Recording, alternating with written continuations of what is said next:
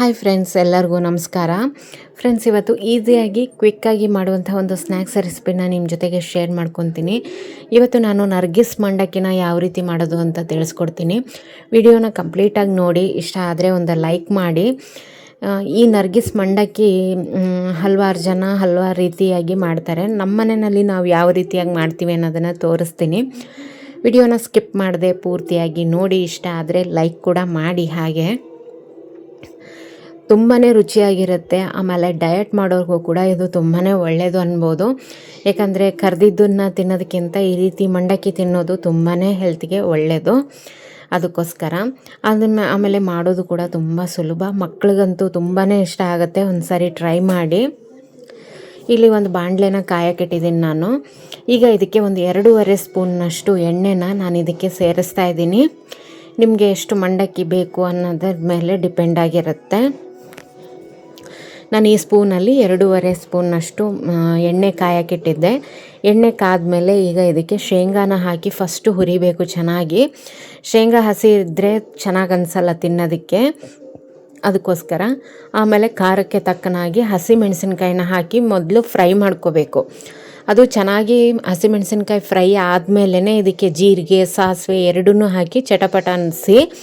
ಯಾಕಂದರೆ ಹಸಿಮೆಣಸಿನ್ಕಾಯಿ ಸ್ವಲ್ಪನಾದರೂ ಹಸಿ ಇತ್ತು ಅಂದರೆ ನಮಗೆ ಮಂಡಾಳು ಮೆತ್ತಗಾಗುತ್ತೆ. ಅದಕ್ಕೋಸ್ಕರ ಫಸ್ಟು ನಾವು ಶೇಂಗಾ ಮತ್ತು ಹಸಿಮೆಣಸಿನ್ಕಾಯಿನ ಚೆನ್ನಾಗಿ ಫ್ರೈ ಮಾಡ್ಕೋಬೇಕು. ಆಮೇಲೆ ಒಂದು ಸ್ವಲ್ಪ ಜೀರಿಗೆ, ಸಾಸಿವೆ, ಕರಿಬೇವು, ಆಮೇಲೆ ಬೆಳ್ಳುಳ್ಳಿ ಜಜ್ಜಿಬಿಟ್ಟು ಹಾಕ್ತಾಯಿದ್ದೀನಿ ನಾನು ಫ್ಲೇವರ್ಗೋಸ್ಕರ.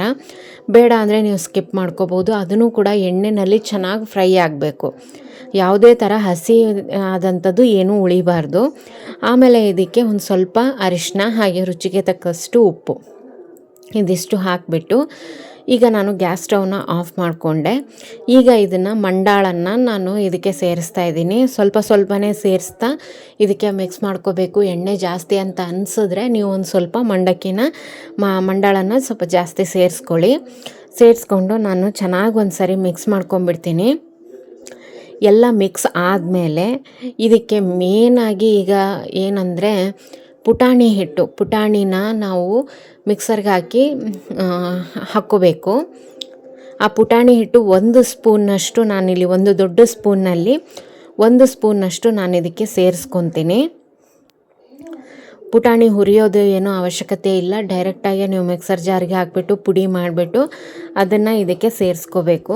ಹಾಗೆ ಇದಕ್ಕೆ ಒಂದು ಸಣ್ಣ ಸ್ಪೂನಿಂದ ಒಂದು 3 ಸ್ಪೂನ್ನಷ್ಟು ಸಕ್ಕರೆ ಇದಕ್ಕೆ ಸೇರಿಸ್ತಾ ಇದ್ದೀನಿ. ಇದಿಷ್ಟು ಹಾಕಿಬಿಟ್ಟು ಚೆನ್ನಾಗಿ ಒಂದು ಸಾರಿ ಮಿಕ್ಸ್ ಮಾಡಿಕೊಂಡು ಕೊತ್ತಂಬರಿ ಹಾಕೊಂಡ್ಬಿಟ್ರೆ ನಮಗೆ ಈ ನರ್ಗಿಸ್ ಮಂಡಕ್ಕಿ ರೆಡಿ ಆಗುತ್ತೆ. ಇದನ್ನು ಸರ್ವ್ ಮಾಡೋಕ್ಕೂ ಒಂದು ವಿಧಾನ ಇದೆ, ಅದನ್ನೂ ಕೂಡ ನಿಮಗೆ ತೋರಿಸ್ತೀನಿ ನಾನು. ನೋಡಿ, ಈಗ ಇದು ಚೆನ್ನಾಗಿ ಮಿಕ್ಸ್ ಆಗಿದೆ. ಈಗ ನರ್ಗಿಸ್ ಮಂಡಕ್ಕಿ ರೆಡಿಯಾಗಿದೆ. ಇದನ್ನು ಪ್ಲೇಟ್ಗೆ ಯಾವ ರೀತಿ ಹಾಕ್ಕೊಡ್ಬೇಕು ಅಂತ ಹೇಳ್ತೀನಿ ಬನ್ನಿ.